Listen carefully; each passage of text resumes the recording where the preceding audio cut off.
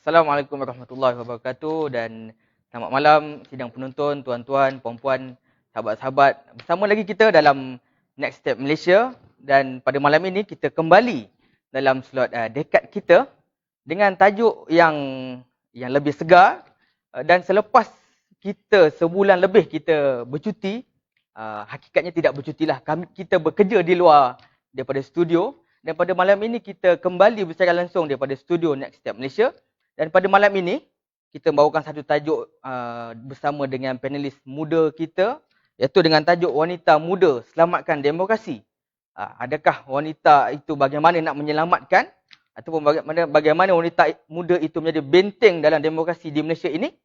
Kita akan bincangkan bersama dengan panelis kita pada malam ini dengan dua panelis muda, anak muda, wanita muda daripada yang pertama di sebelah kanan saya, saudari Najiha Muhaimin, iaitu Naib 1 Wanita Muda Amanah Nasional yang kini bertugas sebagai sub-editor di sebuah private company dan berkelulusan diploma graphic designer daripada UNISYAM dan kini melanjutkan pelajarannya dalam bidang business admin di Open University.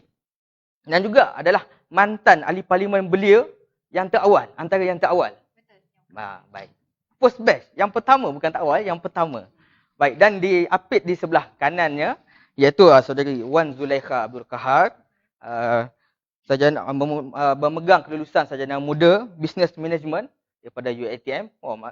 Malam ini panelis kita dua-dua mempunyai latar belakang pendidikan yang hampir sama, iaitu dalam bidang perniagaan.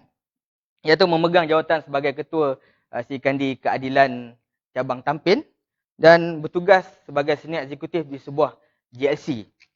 Utamanya saya ucapkan selamat datang kepada dua panelis kita pada malam ini ke studio Next Step Malaysia. Bagaimana perjalanan saudari Najiha? Agak lengang sebenarnya kita jalan raya malam ni, tak ada banyak kereta. Cuma perjalanan agak jauh sedikit lah.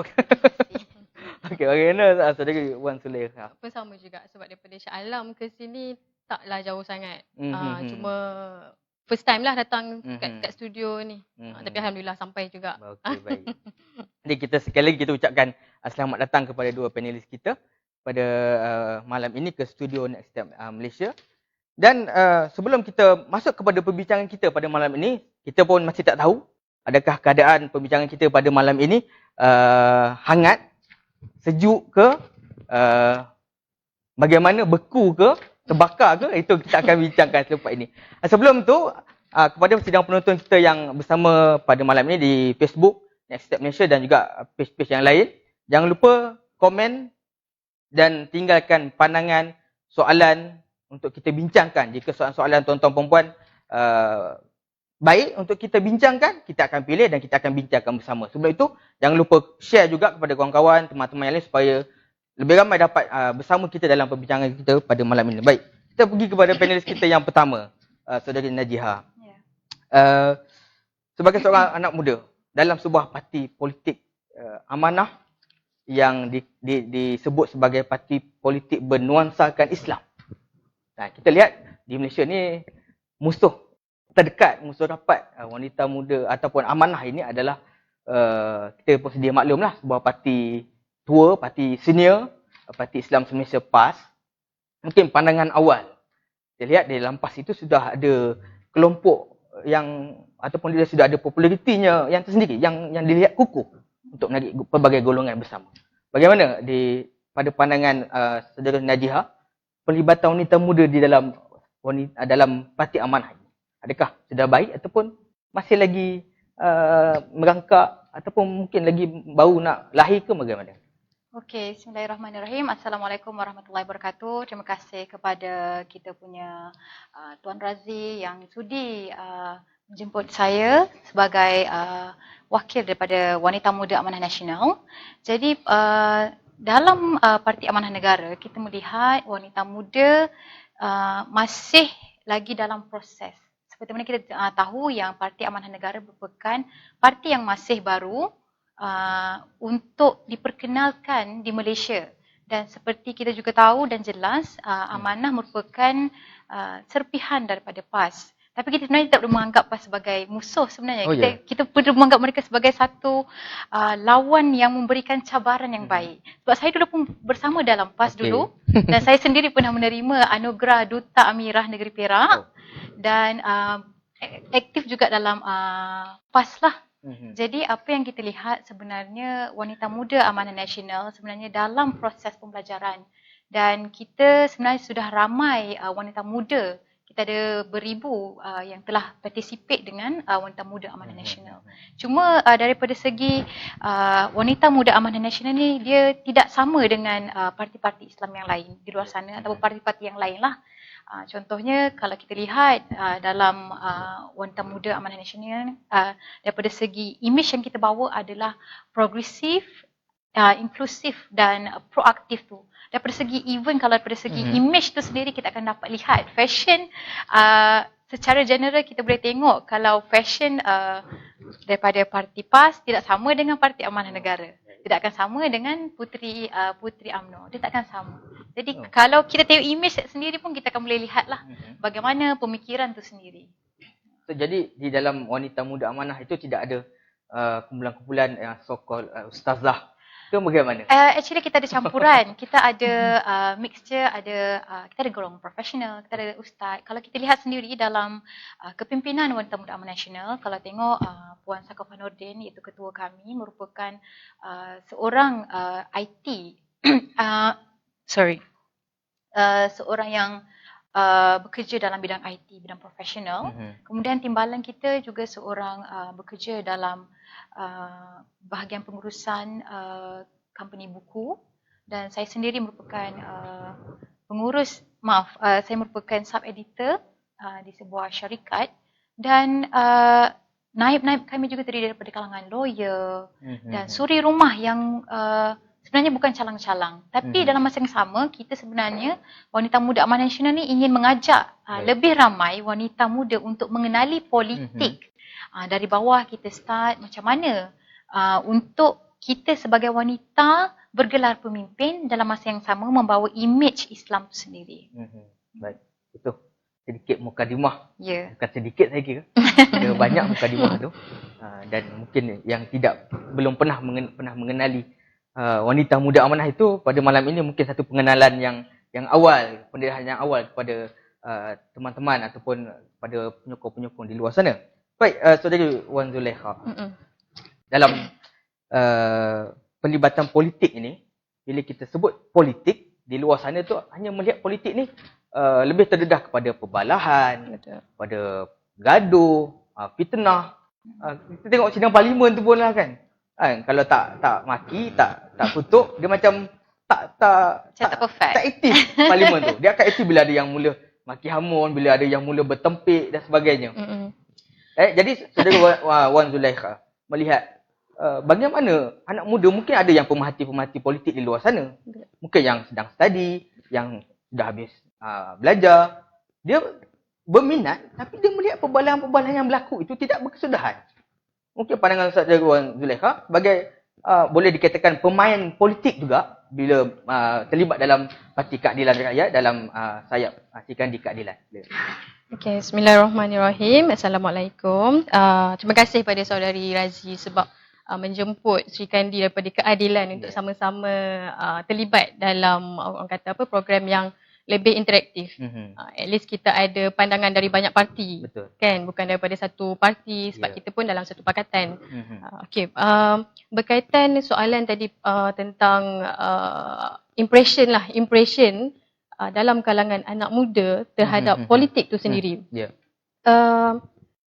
Biar saya mulakan dulu dengan definisi politik tu.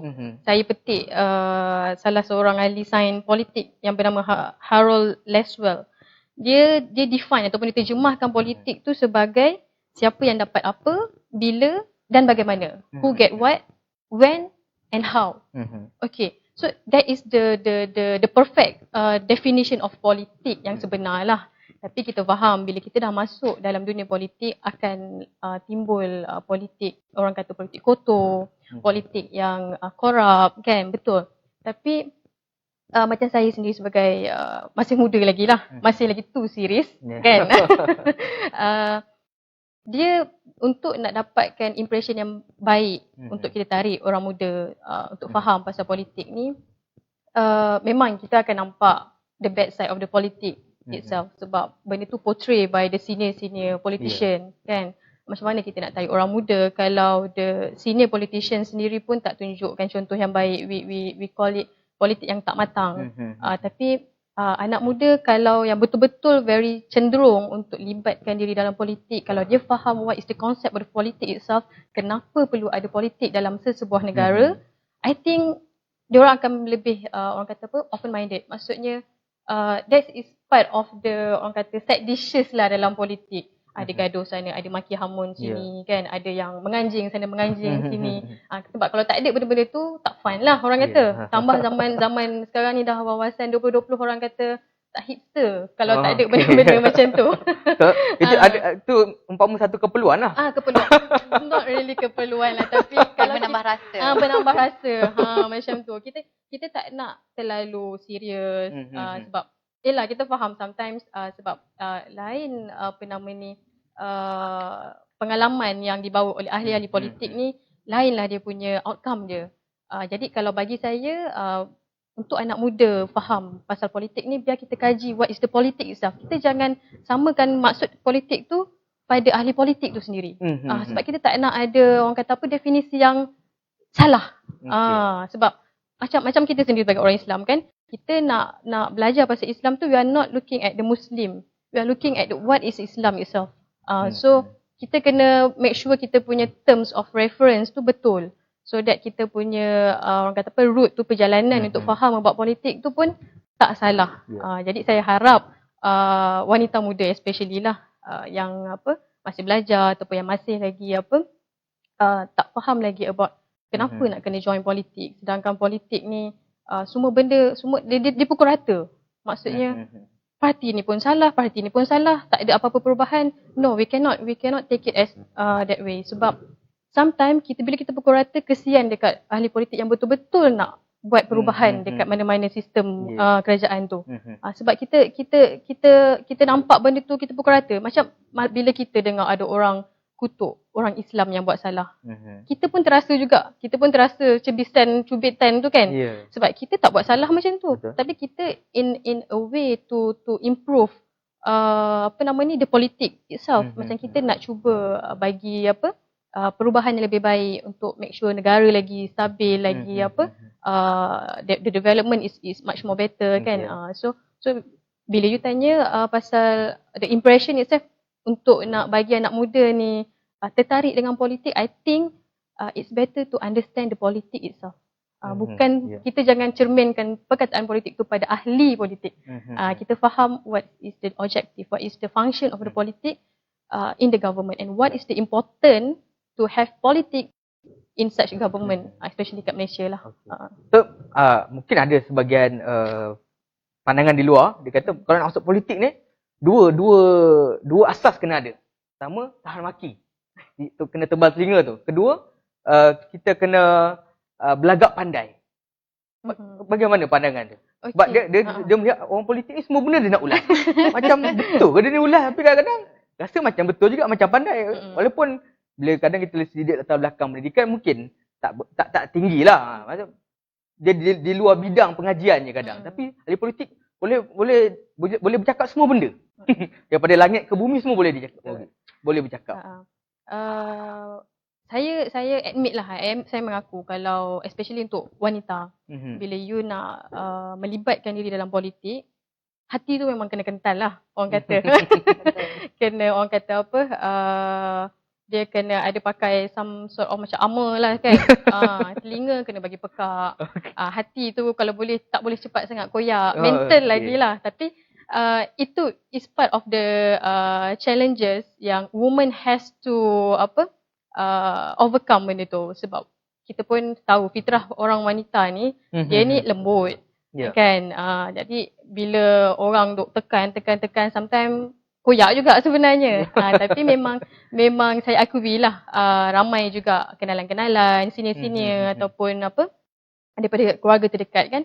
Bila ditanya kenapa you nak join politik, kenapa you boleh handle ke this kind of orang kata apa, kecaman, komen negatif kan.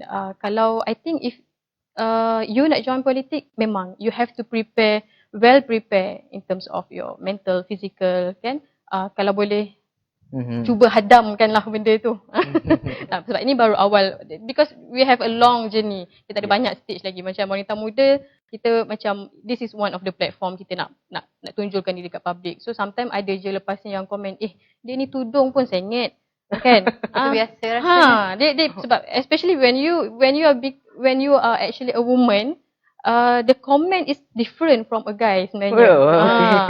Sebab wanita ni dia sometimes orang objectify dia. Sometimes boleh jadi body shaming juga. Boleh jadi body shaming. So benda tu, komen-komen yang negatif datang tu, memang untuk politician wanita, memang you kena ada preparation dari segi your mind lah. You kena dapat support daripada your perimeters, especially your family. Kalau you dah kahwin, you kena dapat your support from your husband kan, in terms of time management between the political punya matters yang you nak handle with your family punya time kan. Sometimes memang susah lah nak ni, tapi that is part of the challenges lah. Kalau you ready nak jadi ahli politik, you nak wakilkan rakyat, that is memang you kena prepare lah benda tu. Baik. Okey, baik. Itu pandangan awal daripada si Kandi Keadilan kita, Saudari Wan Zulaikha. Baik, kita kembali pada panel kita yang pertama. Saudari Najihah, bila kita sebut pasal demokrasi ini, kan, kita khususnya di Malaysia, dia bila kita sebut demokrasi, politik, sistem politik berperlembagaan dan sebagainya, orang ramai akan melihat sekadar politik tu, mesti nak jadi YB, adun, jadi ahli parlimen. Sekadar itu. Wah, masuk politik kan kau nak jadi YB ke? Dan saya rasa kebanyakan, mungkin di kalangan kita pun yang join politik, dia akan biasa dipanggil oleh kawan-kawan yang tidak join politik ni, akan panggil bila kita jumpa lepak sekali, YB dah sampai. Ya, kita akan biasa mendapat panggilan-panggilan seperti itu. Adakah politik ni memang sekitar YB, menjadi adun, jadi ahli parlimen semata, menjadi Perdana Menteri dan sebagainya? Adakah itu sekadarnya? Tidak semestinya. Sebab politik ni adalah seni. Jadi sebenarnya politik adalah seni berorganisasi, seni bermasyarakat. Jadi benda tu it's not just jadi YB. Kalau kita masuk NGO pun kita boleh jadi YB sebenarnya yang berkhidmat. Cuma biasalah kalau masuk politik bercita-cita untuk menjadi YB itu adalah perkara biasa. Cumanya bagaimana kita ingin menjadi ahli politik, wakil rakyat yang mempunyai misi, visi yang jelas untuk memperjuangkan hak rakyat. Tapi sekarang apa yang kita lihat, berapa ramai ahli politik yang mampu menjadi favourite kepada rakyat. Sebab sekarang ni adalah musim yang mana orang akan tidak suka dengan ahli politik. Sebab apa? Sebab contoh-contoh yang berlaku sekitar, during this time, kita dapat lihat ada ahli politik yang tidak mempunyai empati dengan apa yang sedang berlaku. Kita sekarang mengalami COVID-19. So, bayangkan apabila kita menghadapi satu Malaysia, bukan sekadar Malaysia, tapi the whole nation, the whole world sekarang berdepan dengan COVID-19. Jadi sebagai seorang ahli politik yang sama ada bergelar YB ataupun tidak bergelar YB, seharusnya kita mendepani rakyat bukan dengan berbalah ataupun tidak memahami keperluan rakyat. Sekarang ni emosi rakyat sedang dalam keadaan yang ketakutan, dalam keadaan sedih, ramai orang hilang kerja. Jadi di sinilah sebenarnya ahli politik yang bukan YB berkhidmat untuk rakyat. Kalau betul-betul ahli politik yang genuine, sebenarnya dia tidaklah perlu kejar ataupun kecewa sekiranya tidak dapat jadi YB. Maknanya perjuangan tu tetap diteruskan walaupun tidak ada jawatan, walaupun tidak bergelar sebagai menteri, walaupun tidak bergelar sebagai YB. Jadi itulah kita nak tengok genuine ataupun tidak genuine seorang ahli politik. Sebab kadang-kadang ahli politik ni dia masuk politik pertama disebabkan, of course disebabkan minat yang dalam untuk bersama dengan rakyat. Macam kalau kita lihatlah macam Parlimen Belia Malaysia. Salah satu platform yang telah diinspirasikan oleh YB Khairy Jamaluddin pada tahun 2015 tak silap saya, atau 2014 macam tu, yang mana mengumpulkan anak-anak muda daripada semua parti, sama ada daripada parti pembangkang, ketika itu PAS. Ketika itu PAS adalah pembangkang. Dan kita ada juga parti UMNO, semua dalam tu kita berbincang tentang isu-isu belia tanpa perlu ada rasa offended. Jadi itulah kita nampak, itu adalah step-step yang mana untuk menjadi ahli politik. Begitu.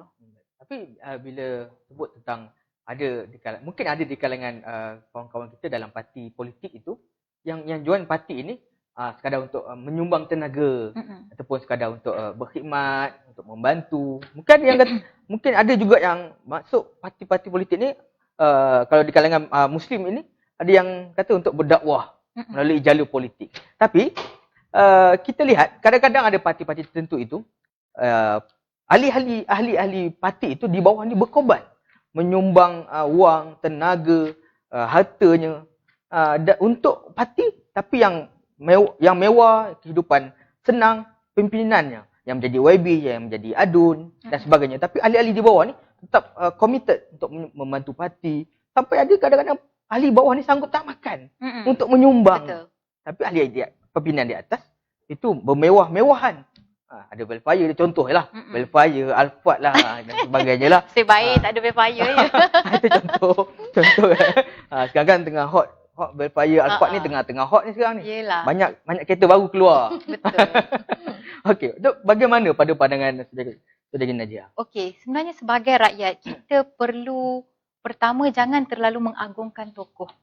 Okay, apabila kita terlalu mengagungkan tokoh sehingga menjurus satu ketaksuban yang melampau.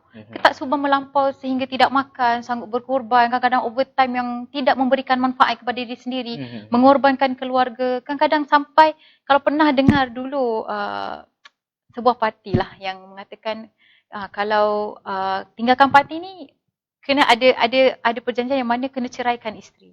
Itu adalah satu kezaliman kepada wanita. Jadi kat sini sebagai sebuah parti, dan saya yakin saya adalah antara wakil daripada Wanita Muda Amanah Nasional, kita tak nak benda-benda ni berlaku. Dan sebab itu kita sebagai wanita muda dan anak-anak muda di luar sana, pertama harus belajar tentang politik.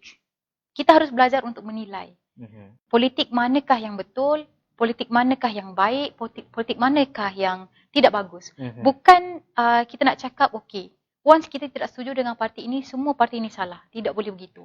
Maknanya kita tidak boleh pukul sama rata. Maknanya kita ambil, okey, contoh. Kalau kita nampak sebuah parti ni buat kesilapan, kita belajar daripada kesilapan mereka dan dalam masa yang sama kita kritik. Kritik itu adalah untuk membina. Dan dalam masa yang sama juga, bila kritik membina ini, di pihak parti yang lain sebenarnya harus menerima. Cuma biasalah dalam politik, macam biasa kita akan bercakar. Bercakar itu adalah perkara biasa. Tapi pada hakikatnya ahli-ahli parlimen di luar parlimen, di kafe, diorang akan makan bermesra biasa saja. Cuma rakyat di luar sana yang mungkin tidak mengetahui macam mana sebenarnya suasana dalam parlimen dan di luar parlimen adalah berbeza. Adakah mungkin boleh saya tambah, tadi saya sebut dan nak jadi ahli politik tu tahan maki dan pandai serba-serbi. Mungkin saya tambah satu, pandai berlakon. Bagaimana? Dia sebenarnya boleh nak cakap pandai berlakon juga. Pandai berlakon. Dia kadang-kadang talam dua muka pun ada. Dia ada banyak karakter. Bila live tu bergegak gempita, bercakar, bertempik, berlawanan. Sebab tu saya cakap sebenarnya apabila kita mahu menilai seorang ahli politik ataupun sebuah parti, pertama kita sendiri ni kita kena belajar. Kita kena didik apakah ilmu-ilmu politik, ilmu kemasyarakatan dan juga undang-undang, semua kita kena belajar.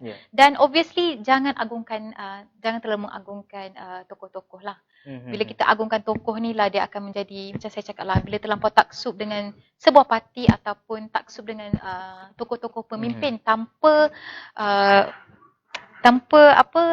mengenal dasar-dasar ataupun berpegang kepada agama, itu juga adalah satu perkara yang memudaratkan kepada kita punya pemikiran. Kita harus ubah pemikiran tu supaya kita lihat politik sebenarnya adalah satu sistem yang mana kita ingin membantu rakyat, memperjuangkan rakyat, bukan untuk kepentingan individu tapi adalah untuk kepentingan negara. Gitu. supaya tidak rasa tertipu lah. Ya. Sebab kadang-kadang kita taksub, kita mengagung-agungkan, kita sanggup bermusuh sama ahli keluarga kerana berbeza parti. Betul. Dalam diam, rupanya tokoh kita dan tokoh yang kita musuhi itu berpakat di belakang. Itu untuk bersama pula. Sebab tu saya cakap kita jangan jadi rakyat yang tidak bijak. Sebenarnya permainan politik ni banyak drama-drama. Belakang baik macam ni. Itu adalah drama biasa dalam politik. Macam itulah. Baik. Saudari Wan Zulekha. Bila kita sebut politik Malaysia, sistem demokrasi Malaysia juga, dia tidak boleh berpisah daripada figure-figure ataupun dinosaur politik yang dah bertapak lama di Malaysia ni. Kalau kita sebut nama-nama yang dah di usia-usia lama, contoh Tun Dr. Mahathir, yang terlibat politik Malaysia ni pada sebelum merdeka lagi ni. daripada awal kemerdekaan sampai ke hari ni masih aktif di dalam politik Malaysia. Datuk Seri Anwar Ibrahim pun sudah bertapak lama dalam politik di Malaysia. Tuan Haji Mat Sabu dan Lim Kit Siang dan sebagainya. Ramai di kalangan UMNO juga itu ramai. Contohnya Tunku Razali Hamzah. Orang yang lama dalam UMNO dan juga dalam parti politik. Sampai bila? Pada pandangan Wan Zulekha, sampai bila? Kita sebut tentang wanita muda ni memimpin demokrasi, membaiki demokrasi, selamatkan demokrasi daripada dinosaur ini. Pada pandangan Zulekha, bilakah wanita muda ingin menggantikan, diberi peluang ataupun wanita muda itu perlu mencari peluang sendirinya untuk menggantikan tampuk-tampuk pemerintahan dinosaur. Okey, terima kasih. Yalah, bila kita sebut pasal dinosaur, dia orang kata apa? Dia represent benda yang dah lama. Kan? Yang dah usia terlalu, orang kata apa? Dah senja dah kot. Betul, saya sendiri pun akui campur tangan ahli politik yang dah lama, yang terlalu senior dalam dunia politik ni masih aktif lagi, kan? Tapi kita bukan nak tolak terus. Maksudnya ahli politik yang dah terlalu senior, dah lanjut usia dia, dah sampai umur 90-an, you tak boleh join politik, you tak boleh buat statement yang boleh kacau bilau kan politik yang sedia ada, kan. Sebab bagi saya sendiri, kalau dalam politik tu, sebab nama tu pun politik. Nama tu politik tu pun it show you how you want to survive yourself in every situation, kan. Jadi kalau sebagai wanita muda, macam mana kita nak tunjulkan diri kita untuk kita nak pupuskan dinosaur ni. Bagi saya memang kita kena ada dalam parti tu sendiri, kena ada satu figure wanita dalam parti tu untuk mengangkat martabat kaum wanita tu dalam parti tu, supaya wanita muda ni punya suara tu didengari oleh semua parti ataupun public lah, dalam public. Tapi saya tak tolak lah, maksudnya ahli politik yang dah lanjut usia, yang dah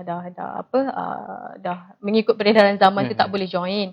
Sebab kita yang pertama, yang muda-muda ni kita kena faham, kita kena hormat yang tua tu. Betul. Sebab kita pun belajar daripada senior-senior. Even kalau kita baru masuk sekolah pun, kita akan jadikan senior tu sebagai kita punya, orang kata apa, tempat nak tanya soalan ke, kan. Kita nak senior membuli junior. Perkara bully tu memang ada di mana-mana, bukan di sekolah, memang dalam politik pun ada, betul. Tapi macam saya cakap, memang untuk ahli politik yang dah lanjut usia ni, kalau boleh memang diorang kena buka laluan untuk orang muda bergerak. You give the clear direction to the young generation, so that diorang boleh take over from you. Sebab sedangkan usia kita pencen pun 60 tahun. Lepas daripada tu, kita duduk rumah dah, kan.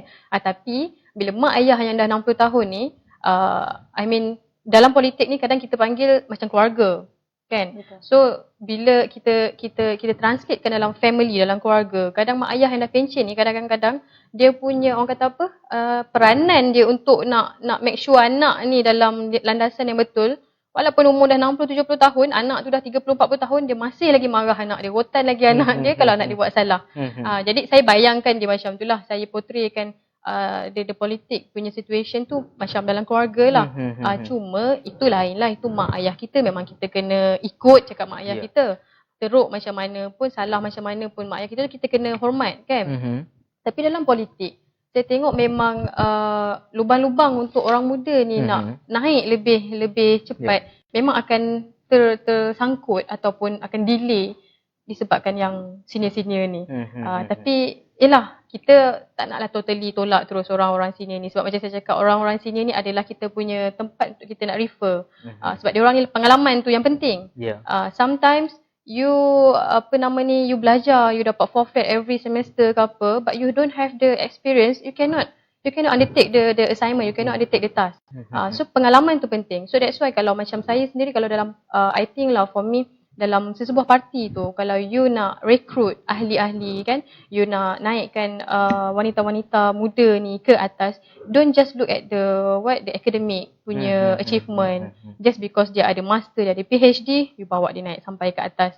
Yang kurang education, you tak bawa pun, tak tolak pun dia ke atas. Cannot make it that way. Kita kena make it balance, sebab sometimes orang yang tak ada education, they have the reality experience yang diorang sebenarnya hadapi benda tu. So sometimes ada reason why they cannot achieve those academic punya achievement macam orang lain, because of sometimes ada halangan dari segi kewangan, keluarga tak mampu apa semua, tapi dia punya orang kata passion untuk nak bantu diri dan orang lain tu ada. Based on dia punya pengalaman tu. Jangan kata wanita muda katalah lepas habis SPM dia dah tak sambung pengajian, dia jual kuih ke apa ke semua, tak boleh nak jadi seorang ahli politik yang rancak. Boleh kalau kita kita susun perjalanan dia tu pun sama dengan orang yang ada akademik punya background. Jadi back to the question pasal dinosaur politik ni, betul memang penglibatan dinosaur politik yang masih ada dekat Malaysia ni memang akan sedikit sebanyak akan mengaburi orang muda untuk ke depannya, especially wanita. Sebab wanita ni macam saya cakap tadi, wanita ni banyak challenges dia untuk nak libatkan diri dalam politik. Ni bila you dah libatkan diri dalam politik, ada lagi pula halangan dia, which is the dinosaur tu pula. Dia nak masuk dalam politik tu je dia dah rasa banyak dah orang kata tu barriers dia, halangan dia kan. Tapi bila dia dah masuk, ada pula lagi orang-orang lama yang tak reti-reti nak keluar, tak reti-reti nak lepaskan jawatan. Kan? Macam saya cakap, kita we should put a border, put a limitation to ourselves. Kat mana yang you rasa you boleh contribute, until to what extent, and then you have to give opportunity to the young generation. Sebab dia bukan apa, orang muda ni, dia darah muda, dia fresh lagi, especially yang baru lepas habis belajar ke kan. Dia ada banyak idea yang sometimes dia bawa daripada universiti dia. Kalau yang belajar kat overseas, ada banyak macam-macam, because among overseas punya graduate, sometimes bukan overseas sajalah ni, tapi saya just nak various nak tunjukkan how various dia punya experience. Contoh, kalau ada pelajar yang belajar di luar negara, sometimes dia nampak community dekat negara yang dia belajar tu, something yang mungkin dia boleh implement dekat Malaysia. So bila dia balik Malaysia, dia nak bawa that idea. Kalau ada lagi dinosaur ni yang tahan kita punya suara, macam mana orang muda nak contribute. Bila tadi saudara Wan Zulaikha sebut tentang ahli politik ni, kita perlu tanpa melihat pendidikan itu sebagai asas wajib. Dan juga tak perlulah kita mengambil ahli-ahli politik ni ambil CJ palsu, membeli ijazah-ijazah palsu untuk dilihat hebat. Dia sebenarnya bagi saya lah, academic achievement ni sebenarnya penting untuk ahli politik bila you nak pegang jawatan yang mungkin sampai tahap yang pembuat dasar.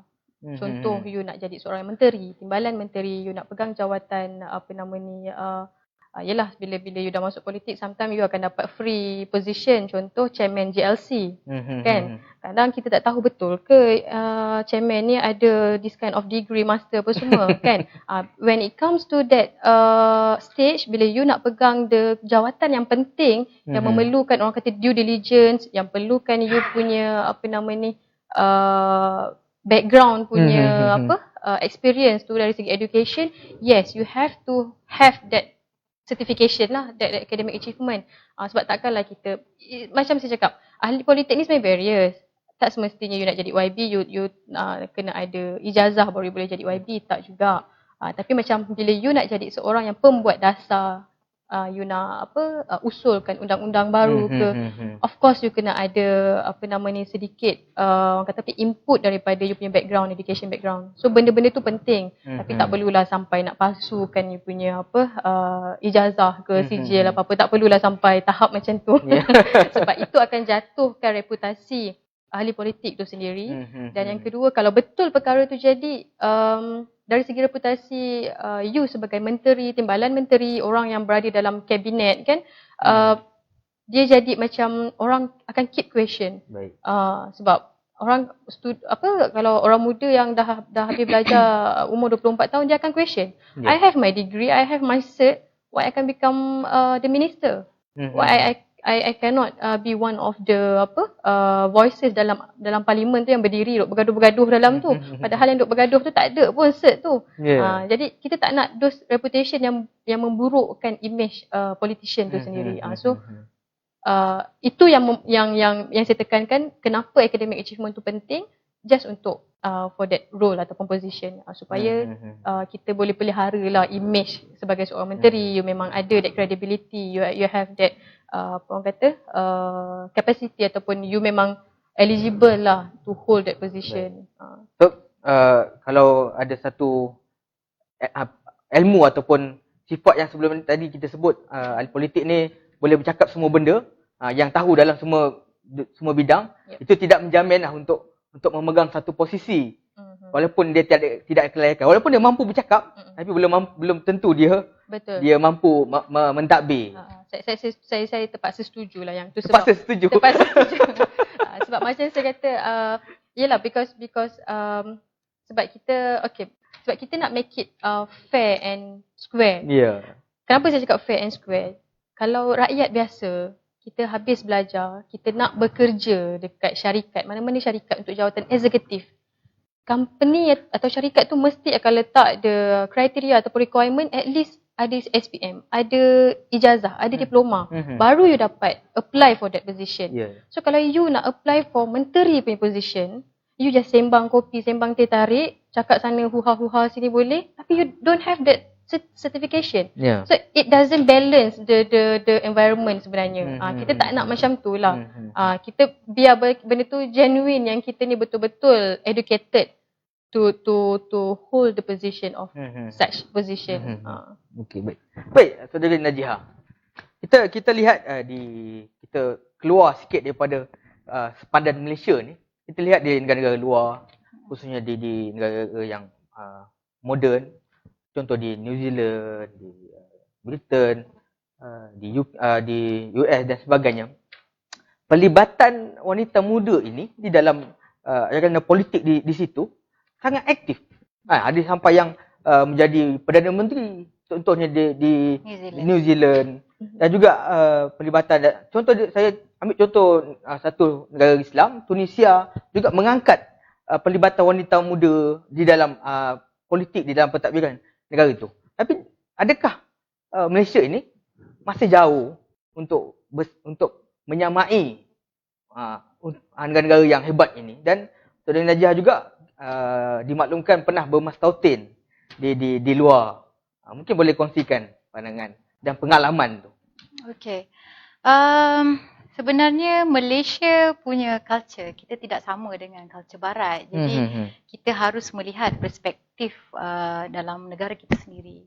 Macam mana penerimaan. Sebab kita kalau tengok kat Malaysia ni, sistem kita masih dalam budaya patriarki tu masih kuat lagi sebenarnya. Kita tak boleh nafikan perkara tu.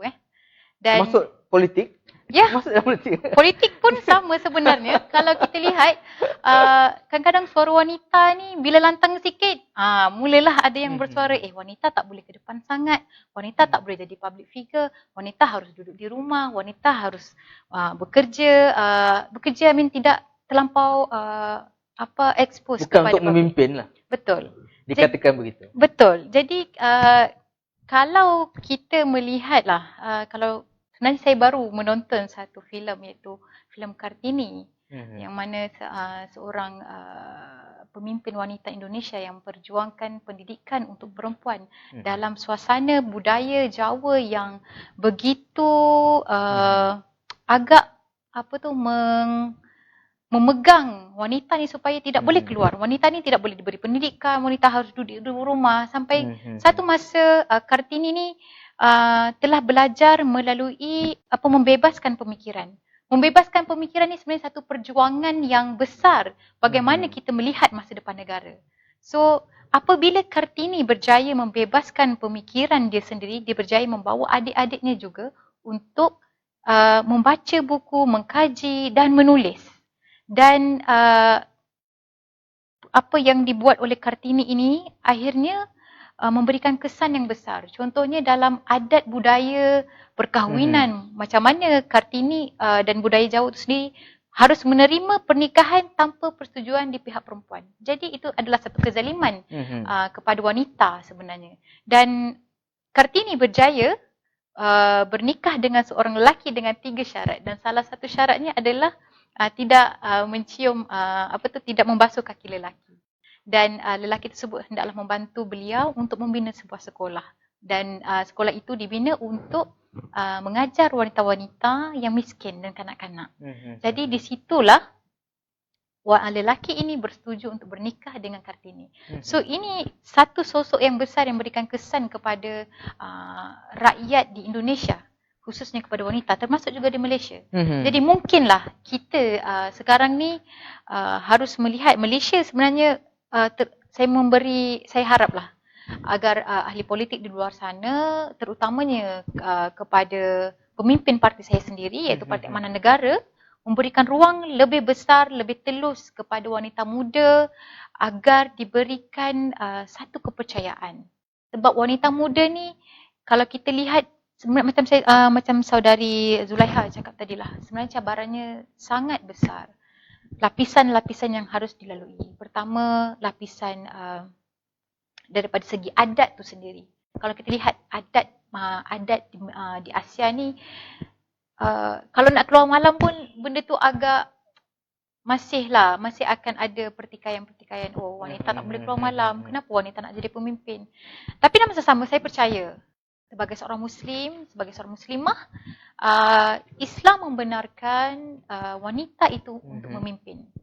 Kalau kita lihat macam mana sejarah Islam itu sendiri, Sumayyah merupakan merupakan wanita pertama yang syahid. Jadi Islam tidak menafikan wanita itu adalah boleh memimpin.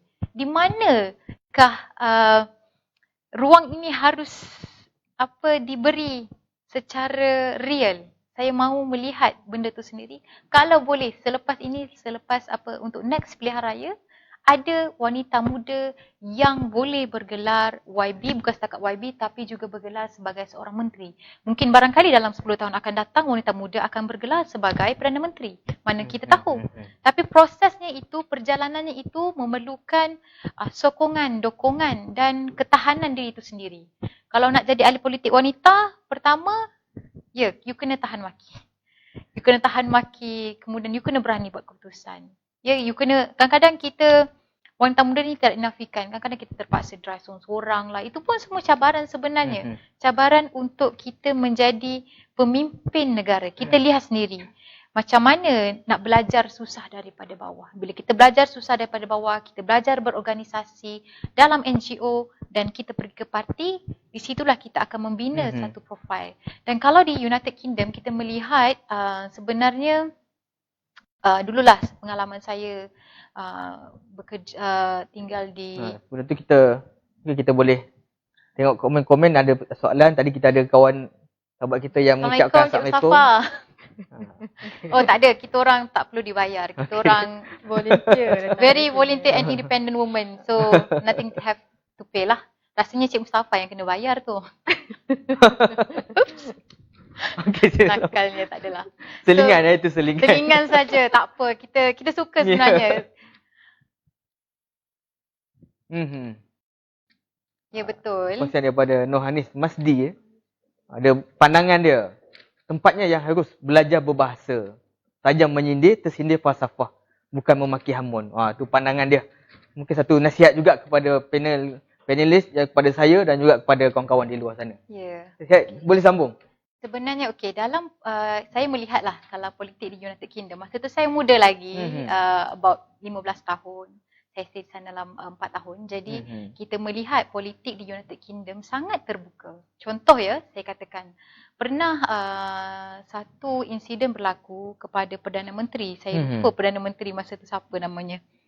Sebelum David Cameron tak silap saya. Beliau telah mengutuk pengundi beliau. Dan dia tak perasan yang ada mikrofon. Dan mikrofon tu telah ada satu rakaman dan menyebabkan rakaman itu tersebar luas dan akhirnya rakaman itu menjadi satu kutukan, kritikan yang sangat besar sehinggalah Perdana Menteri tersebut telah membuat satu permohonan maaf secara terbuka. Maknanya seorang Perdana Menteri meminta maaf kepada pengundi beliau. Yang mana dia cakap belakang. Bayangkan mikrofon boleh, and then rakaman tu disiarkan satu UK boleh dengar, dan dengan rendah diri Perdana Menteri tu sebut datang dan meminta maaf. Ini satu keterbukaan yang jarang-jarang dilihat. Sebab kalau kita tengok kalau di Malaysia ya, kalau di Malaysia kita tengok ahli politik ni bila usik sikit kadang-kadang melenting. Jadi dia jadi macam tidak pernah buat salah. Macam tu. Dia rasa macam tak buat salah. Dan juga tidak boleh disalahkan. Betul.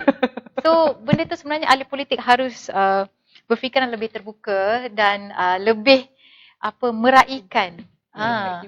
Betul. Dan lagi satu yang menarik tentang politik di United Kingdom yang mana ahli pembangkang dan kerajaan diberikan ruang media yang mana mereka boleh berbahas secara live. Okay, ini parti A, parti B, parti C, parti D. Mereka berbahas secara profesional tanpa menggunakan maki hamun. Mungkin akan sampai satu masa yang Malaysia juga mampu mencapai ke tahap itu. Tapi kita lihat adakah kerajaan dan pembangkang bersedia untuk dibuat siaran langsung dan berdebat begitu dengan keadaan yang profesional dan tenang. Kita lihat macam mana. Baik. Bila sebut perlibatan wanita muda dalam pentadbiran di Malaysia, saya bagi dua contoh lah. Seorang tokoh wanita muda daripada DAP iaitu YB Hanayo yang pernah menjawat timbalan Menteri Wanita sebelum ini. Kita lihat aktif membantu Menteri Wanita ketika itu, Dr. Wan Azizah, untuk membina kekuatan, memperdayakan wanita di Malaysia ini. Dan itu satu contoh. Satu lagi juga contoh, kita lihat dalam kajian hari ini ada juga Menteri Wanita, timbalan Menteri Pengajian Tinggi. Betul. Juga memberi contoh yang akhirnya menjadi bahan ejekan pada orang di luar sana bila menyampaikan idea-idea yang menjadi bahan lawa untuk buat TikTok dan sebagainya. Mungkin benda itu satu trending pada anak muda, tapi bila seorang menteri yang cakap, Menteri Pendidikan Pengajian Tinggi pula buat pula aktiviti begitu, dan menteri itu sendiri berTikTok. TikTok itu kita tidak menyalahkan TikTok, tapi orang yang bercakap itu dua contoh perbandingan yang berlawanan antara satu sama lain, dan hanya kita lihat populariti Hanayo, dia punya rekod pentadbiran yang baik itu tenggelam. Ditenggelamkan oleh bahan-bahan ejekan kepada Menteri Pengajian Tinggi itu. Jadi orang akan mempersoalkan, mampukah wanita ini memimpin? Dengan contoh itu, sering saja. Okey, kita tidak boleh orang kata mukul sama rata. Kadang-kadang kita melihat, mungkin individu ini membuat kesilapan, tapi dalam masa yang sama ada juga individu B yang tidak membuat kesilapan. Tapi sebenarnya baik lelaki ataupun perempuan, kesalahan ini tidak tertakluk pada gender. Jadi tiada masalah sebenarnya daripada segi gender. Cumanya bagaimanakah pembawakan kita dalam politik? Bagaimana wanita ni bila orang cakap bila jadi pemimpin, daripada segi kepemimpinannya, daripada segi kepandaiannya, kebijaksanaannya, semuanya dipandang. Image adalah perkara yang sangat penting. Kalau kita lihat, kalau kita takkan nampak wanita yang menjadi pemimpin ni selekeh. Wanita yang jadi pemimpin selalunya kemas, cantik, dia maksudnya bila bercakap pun tersusun begitu. Tapi ada yang mengatakan zuhud tawaduk itu satu keperluan. Alamak. Dengan berpakaian yang sederhana, soleh, dinampak soleh kan.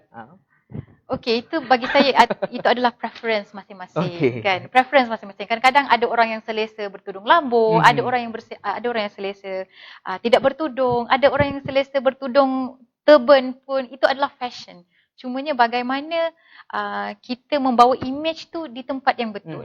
Kalau macam contohlah, kalau seorang YB wanita yang membawa image sebuah parti, contoh, dia tidak sesuai untuk memakai jeans koyak ke public, kecuali jika dia bukan di tempat yang mungkin tengah dalam keadaan yang private time, itu tak apa. Tapi apabila kita menjadi public figure, pertama perwatakan kita, image kita menjadi satu menjadi satu ikutan public. Jadi wanita di luar sana dan pemimpin wanita itu sendiri, pertama kita kena ada ilmu. Okay, kita ada ilmu, kena sentiasa belajar daripada ahli politik yang lain-lain, daripada semua benda kita kena belajar sebenarnya. Jadi tak ada masalah. Soal kesalahan dia tidak berkaitan dengan wanita. Cuma dia berkaitan dengan individu. Kalau contohlah kata Menteri Pendidikan, Menteri Pengajian Tinggi membuat TikTok, mungkin dia beranggapan TikTok itu boleh menarik anak muda untuk mendekati beliau. Sebab TikTok ni adalah satu platform yang memang betul anak muda. Cumanya beliau sebagai seorang menteri mungkin tidak sesuai ketika itu. Cuma itulah kita melihat pada perspektif yang positif. Beliau mungkin cuba untuk mendekati, cuma cara tu yang tidak sesuai, masa tu mungkin tidak sesuai. Gitu. Dan boleh dilihat berjayalah, ramai yang mendekati dia untuk membahan, untuk mengejek dan sebagainya lah. Itulah saya cakap, kalau macam apa tu dia, tu pasal saya cakap penyesuaian masa. Baik. Bagaimana penggunaan TikTok tu? Takkanlah masa kita bersidang kita guna TikTok. Tak boleh macam tu. Ada masa-masa yang sesuai. Baik. Baik, Saudari Zulaikha. Dalam suasana kegamatan politik semasa di Malaysia ni, dinosaur-dinosaur terus bertempur. Gajah-gajah terus berlawanan. Kancil-kancil terus tersepit. Jadi peranan wanita muda dalam mendepani suasana yang kacau bilau. Kita boleh katakan kacau bilau sebab kita hampir-hampir saja diisytiharkan darurat di Malaysia ni. Hampir-hampir. Kerana dia cadangan itu dikeluarkan, diusulkan oleh pemimpin tertinggi di Malaysia. Dan diselamatkan. Kita nasib rakyat ini diselamatkan oleh si Paduka Baginda yang di-Pertuan Agong. Pada pandangan Saudari Zulaikha, peranan Agong di situ menyelamatkan rakyat bawahan dan wanita muda itu tampil menyelamatkan keadaan. Pandangan? Okey. Dalam keadaan politik yang tengah orang kata apa, tengah tense lagi sekarang ni, orang duk sibuk tanya numbers kan, what is your numbers, what is your majority, apa semua. Lepas tu kita baru je habis pasal darurat, apa konon-konon ada urut-urut kata nak diisytiharkan darurat dan sebagainya. Actually apa nama ni, benda-benda tu yang sebenarnya yang buat keadaan politik tu jadi lebih tegang sebenarnya. Tapi disebabkan keadaan sebegitu, kita punya Sri Paduka Baginda yang di-Pertuan Agong cuba cari jalan untuk nak selesaikanlah ketegangan politik ni dengan memberi memberi pandangan ataupun memberi titah baginda sendiri. Jadi dalam keadaan yang macam ni, bagi saya, kalau peranan wanita muda, penglibatan dia untuk dia nak, orang kata nak selamatkan kancil-kancil yang tersepit ni tadi kan. Sebab kalau ikutkan peranan wanita tu secara keseluruhan ni, kalau dalam parti tu sebenarnya tak jauh beza dengan kaum lelaki. Apa yang kaum lelaki buat untuk parti, itulah juga yang wanita tu buat. Cuma macam nak kita sebagai wanita ni nak bagi golongan wanita tu faham what is the situation that currently happening, apa benda sebenarnya yang jalan terbaik untuk kita nak selesaikan masalah politik ni. Bagi saya peranan wanita muda tu dia sendiri perlu ada satu sifat keterbukaan. Dia kena open minded untuk dia dulu, maksudnya dia kena fahamkan, dia sendiri kena faham what is the situation yang tengah jadi sekarang ni. So that later dia boleh panjangkan peranan dia tu untuk fahamkan pula golongan wanita yang duk tertanya-tanya lagi, what is happening sebenarnya ni? Kita dah kata jangan buat pilihan raya, degil buat juga. Kan kita dah kata jangan duk sibuk rebut kuasa. Pun sampai hari ni tak settle-settle juga. So those question are raised by orang kata apa? Orang-orang muda yang kat luar sana yang tak terlibat dengan politik. Dia sebenarnya tak terlibat politik tapi dia minat nak tahu pasal politik ni because of course lah kita nak tahu apa jadi dengan kerajaan kita, apa jadi dengan negara kita, what is the direction of the government yang sekarang ni. So bagi saya peranan wanita muda tu dia terbahagi kepada dua.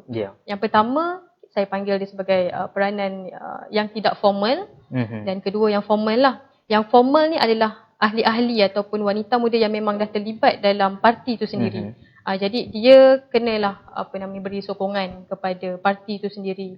Kita tak boleh orang kata cepat melata. Jangan cepat melenting. Tapi saya akui lah kita ni orang muda kadang cepat sangat nak tweet cakap macam ni, cakap macam ni. Sebab apa? Saya punya Twitter hari tu trending sampai 6,000.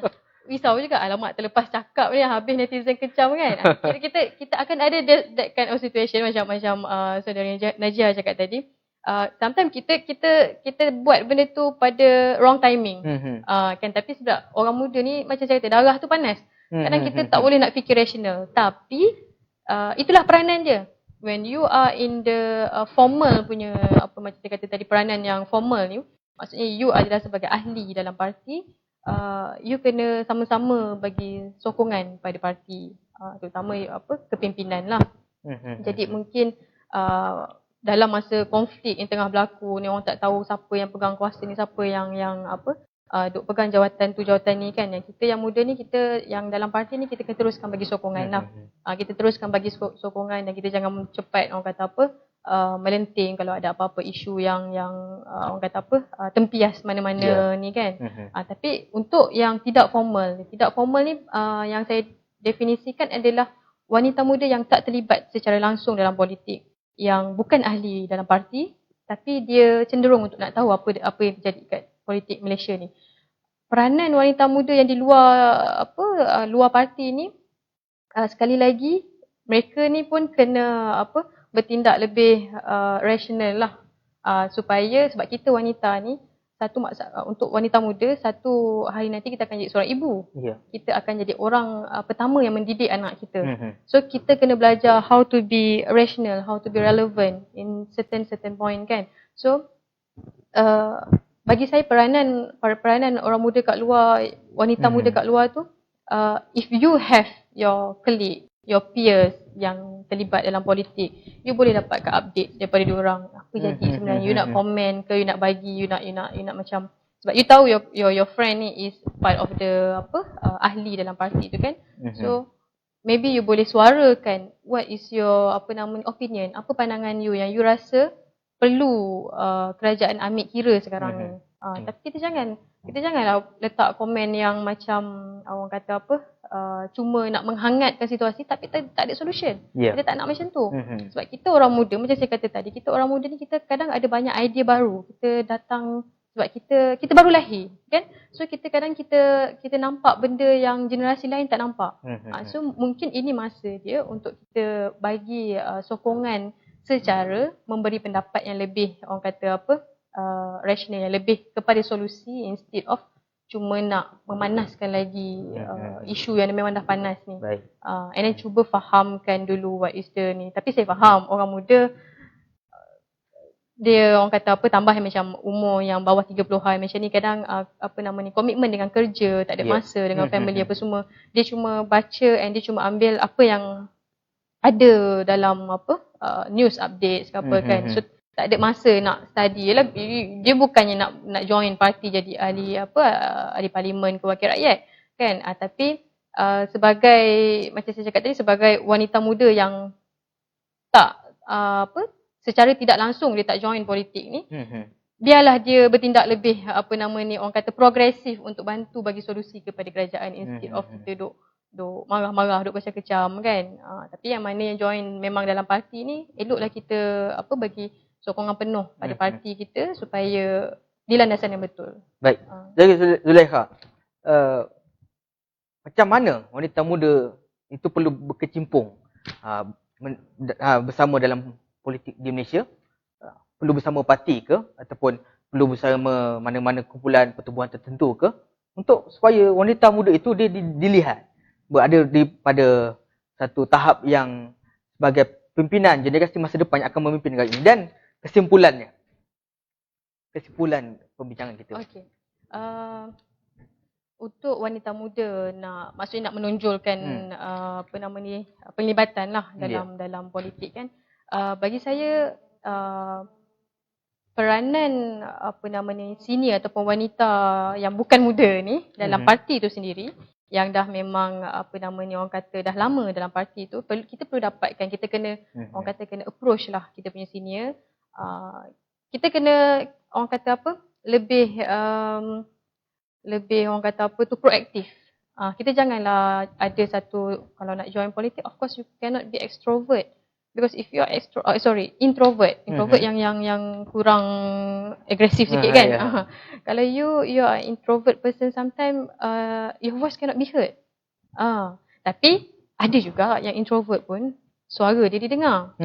Tapi kita tengoklah dia punya channel ataupun platform tu betul di laluan yang betul ke tidak kan.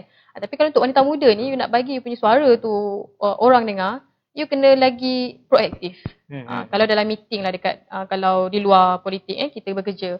Kalau dalam meeting pun you senyap aja kan. Bos tengok ni dia ni kerja ke tidur ke dalam meeting tak bercakap apa semua kan. Sometimes orang akan ambil advantage untuk nak kick you because you are not proactive enough in that roles kan. Jadi dalam politik kalau you nak menonjolkan you punya penglibatan, you better have to have that proactive punya personality. You kena berani nak menonjolkan diri, berani bercakap, berani keluar. Macam saya sendiri baru dalam politik ni, tapi alhamdulillah dapat jemputan. Saya beranikanlah diri untuk nak sama-sama join dalam program malam. Pertama kali. Jadi saya bukanlah nak kata nak jadi macam saya, bukan. Tapi maksudnya kita kena ada satu step proaktif so that orang kenal kita, orang nampak kita punya kewujudan tu. Dan peranan wanita yang bukan muda ni, maksudnya senior-senior ni, mereka pun kena bagi satu platform ataupun channel untuk orang muda ni ganti dia. Orang kata successor. You takkan forever nak jadi dinosaur juga ke kan, tak nak lepaskan jawatan. You must have your successor to hand over the task tu kemudian kan. Jadi wanita yang dah status senior ni, you kena buka laluan untuk bagi orang muda masuk. Saya bagi contoh dalam kerajaan Negeri Sembilan, tempat saya lah kan. PH masih lagi memerintah di Negeri Sembilan. Kita nak bagi orang muda ni terlibat dengan politik. Kita ada banyak inisiatif kerajaan negeri buat. Contohnya kita ada satu, kita punya NGO ni nama dia PH Jam, iaitu Powerhouse Jam. PH Jam ni majoriti dalam tu semua adalah wanita. Dan yang wanita muda dan wanita selain daripada muda lah. Maksudnya saya nak tekankan dekat sini adalah wanita punya penglibatan tu, kita dah ada satu inisiatif dekat Kerajaan Negeri Sembilan untuk nak naikkan nama wanita tu. Kita ada that kind of initiative. Bukan dekat Negeri Sembilan saja, Pulau Pinang pun ada ahli-ahli majlis. Antara sahabat saya di Pulau Pinang, beliau pun memegang jawatan ahli majlis di Kerajaan Pulau Pinang. Selangor pun sama. Kalau kita tengok barisan exco Kerajaan Negeri Selangor pun ada di kalangan orang wanita. Cuma mungkin penglibatan wanita muda tu sedikit kurang berbanding wanita senior. Tapi channel tu ada. Maksudnya if you want to sampai dekat tempat tu, the position tu, yang wanita muda ni, you sendiri yang kena melompat, bukan lompat parti, tapi melompat untuk tonjolkan diri tu bagi orang nampak. Sebab takkan orang yang nak kena tarik you.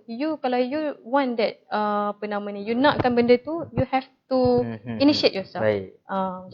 Baik, Saudari Najah, mungkin nasihat akhir mungkin kepada kawan-kawan di luar sana, adik-adik mungkin yang takut-takut, segan-segan, malu-malu untuk terlibat sama dalam politik.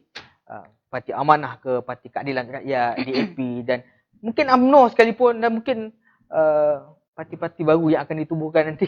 Kita pun ada parti baru muda dan sebagainya. Dan kesimpulan. Okey, untuk kepada wanita-wanita muda di luar sana yang meminati bidang politik, pertama antara step-step yang boleh dilakukan adalah penglibatan dalam organisasi. Contohnya kalau di kampus, ambillah peluang untuk menjadi MPP. Ataupun kalau bukan di kampus, ambil peluang untuk terlibat dengan NGO ke ataupun pertubuhan-pertubuhan taman ke. Itu adalah step kecil yang membina kerjaya ataupun perjalanan politik tu sendiri. Dan apabila dari situ juga kita cuba belajar, sebab bila kita masuk dalam NGO, dalam persatuan, kita akan belajar berorganisasi. Kita akan belajar step-step yang very small step, baby step. Dan baby step ni lah yang memberikan impak yang besar.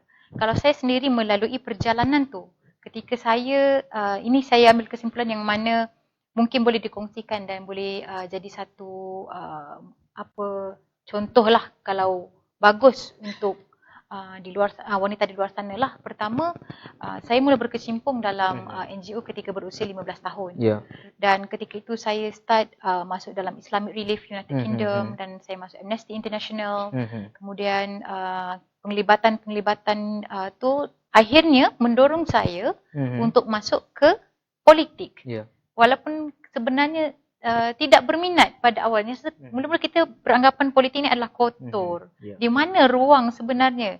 Tapi kalau kita melihat politik itu kotor, mengapa kita sendiri tidak mencipta politik baru, nafas baru? Jadi anak muda seharusnya berani memberikan pandangan. Pandangan tu tak semestinya kena tunggu jadi ahli politik ataupun kena menunggu berjawatan. Tidak. Mungkin pandangan di media sosial tu sendiri. Kalau saya throwback balik, tengokkan scroll balik kita punya status-status dulu, kita nampak macam ni rupanya kita punya pemikiran. Pemikiran tu berubah dari tahun ke tahun. Dan yang paling penting kalau rasa ingin bersama dengan politik ataupun ingin mencuba nasib, mungkin boleh juga masuk dengan join dengan Ahli Parlimen Belia Malaysia yang dibuka untuk anak muda dan tempohnya adalah 2 tahun sahaja. Dalam tempoh 2 tahun ni kita belajar untuk jadi YB sendiri. Tak ada parti, tak ada orang, tapi kita belajar untuk bagaimana mendekati masyarakat, bagaimana nak buat program, bagaimana untuk jadi pemimpin. Dan pemimpin yang bijak adalah pemimpin yang melahirkan pemimpin. Jadi saya harap wanita muda di luar sana jangan takut, sebab politik ni is not just about parti sebenarnya. It's more than that. Politik ni kita boleh katakan tentang kerjaya, tentang rumah tangga, itu pun politik. Kita nak pilih bakal lelaki kita pun itu pun politik. Sebab ini adalah soal seni politik sebenarnya. Jadi saya terjawablah persoalan. Kenapa saya masih tidak berjumpa, mungkin kerana yang belum lagi sedang berpolitik lagi di luar sana. Ya, kita tunggu. Jadi saya sebagai pemain politik juga, saya sedia menanti lagi lah. Mana tahu kan, kita tak tahu. Jadi wanita muda di luar sana, kita cuba untuk mencorak politik yang lebih cerah, dan agar saya juga berharap lebih ramai wanita muda dapat terlibat dengan semua parti politik. Tak kisahlah sama ada dapat bersama dengan Parti Amanah Negara ataupun bersama dengan PKR ataupun mungkin barangkali dengan Puteri UMNO. Sebab itu adalah proses. Sebenarnya ini adalah proses untuk kita menjadi pemimpin. Barangkali kita akan bertukar parti untuk akan masa datang, kita tidak tahu. Itu adalah mengikut ikut keadaan. Kita lihat macam manalah. Jadi saya juga mengajak semua wanita di luar sana untuk bersama menyertai Wanita Muda Amanah Nasional. Boleh lihat di page Facebook kami, Wanita Muda Amanah Nasional tu sendiri. Cuma saya tanya sebelum saya tutup. Status lama tu masih dikongsi ataupun dah di-delete ataupun di-hide? Status yang mana? Status yang Facebook zaman-zaman lampau yang kadang-kadang kita pun tergeli hati melihat. Alamak, ada masih ada lagi. Sebenarnya simpan cuma di-hide lah, tak dilihat untuk public lah. Tapi tak juga tu, tak jenuh kita nak. Sebenarnya kita kena tapi kita tak boleh lari lah sebenarnya dalam zaman moden. Manusia biasa. Betul, kita manusia biasa. Orang kadang-kadang orang share status kita pun dah lupa bila kita up status ni. Ya, betul. Sebab tu saya cakap kadang-kadang Sebab zaman sekarang dah moden. Yeah. Orang akan tetap cari kesalahan. Orang akan scroll. Mana boleh scroll, dia akan scroll. Jadi kalau saya, mana yang tak patut saya delete lah. Tak patut saya save je lah kan. Untuk simpanan sendiri tak apa. Kita melihat, oh okey. Ini adalah proses pembelajaran bagaimana mahu jadi pemimpin. Sebab jadi pemimpin ni, kalau kita lihatlah, it's not just you kena pandai bercakap, tapi kena turun padang. Masuk demonstrasi, kena FRU, itu adalah perkara biasa. Kena FRU tu kalau tak kena FRU rasanya tak sempurna tu. Baik, itu pengalaman daripada panel-panelis kita dan alhamdulillah kita sudah berada di penghujungnya dan masa juga telah mencuburi kita. Dan sebelum kita menutup, kita ucapkan terima kasih kepada panelis kita, Saudari Najia Muhaimin dan Saudari Wan Zulekha yang sudi bersama kita pada malam ini di Next Step Malaysia. Dan tuan-tuan perempuan sidang penonton yang setia bersama kita daripada pagi daripada awal kita bersiaran langsung hingga ke akhir. Ni bekerja sungguh ni. Pagi tu saya di sini. Daripada pagi tu saya. Pagi malam tu boleh nak beza Allah. Yang pada awal hingga akhir setia bersama, yang bagikan pandangan, komen dan soalan itu, kita ucapkan terima kasih sekali lagi dan kekal bersama dengan Next Step. Jangan lupa like dan follow sentiasa segala perkembangan daripada Next Step Malaysia. Dan kita akan bawakan isu-isu semasa pada perjumpaan kita yang lain, dengan panelis kita yang lain, dengan tajuk-tajuk yang berbeza. Dan apapun, kita ucapkan sekali lagi terima kasih kepada panelis kita. Semoga ini bukan yang pertama dan yang terakhir. InsyaAllah, jika ada kesempatan, kita akan jemput lagi, kita akan bincang lagi dengan isu-isu semasa yang tahu Malaysia ini tidak pernah habis isunya. Hari ni kita tidur, tak habis lagi isu semalam. Bangun pagi, dah ada isu baru. Itulah Malaysia. Begitulah dinamikanya Malaysia. Ya, betul. Baik, kita ucapkan sekali lagi terima kasih kepada panel-panel kita, kepada tim-tim media, tim teknikal yang membantu di belakang. Dan kita ucapkan selamat malam, terima kasih dan Assalamualaikum warahmatullahi wabarakatuh.